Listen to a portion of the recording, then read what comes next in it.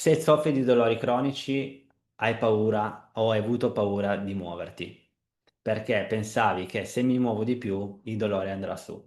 Questo ti è stato detto magari da diagnosi errate, magari sul mal di schiena, magari su altre zone del corpo, in cui ti dicevano stai cauto, stai, riposati, non fare troppo, perché se fai troppo senti dolore.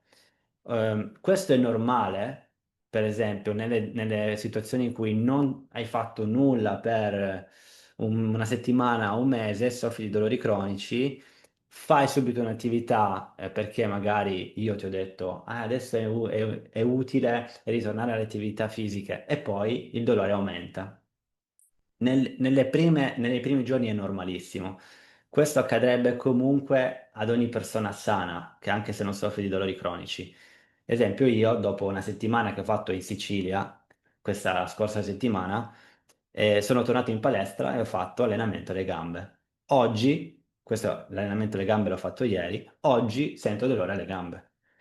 Questo è normalissimo e non soffro di dolori cronici e il mio sistema nervoso è sano, cioè è bilanciato.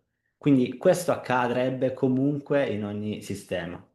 Nel tuo caso, se inizi un'attività dopo tanto tempo che non ti sei mosso o non hai fatto esercizio fisico, è normale che magari i primi 1, 2, 3 giorni senti dell'affaticamento, della debolezza o piuttosto che dolore.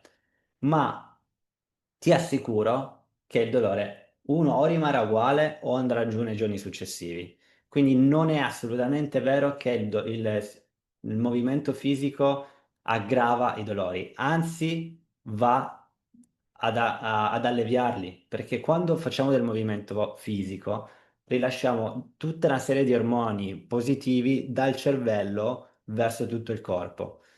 Non sto a dirti adesso i nomi perché non ti interessano i nomi dal punto di vista tecnico, ok?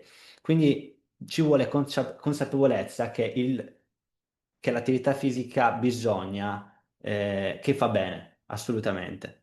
E ci vuole una decisione chiara. La decisione chiara è che non puoi rompere o danneggiare il tuo corpo perché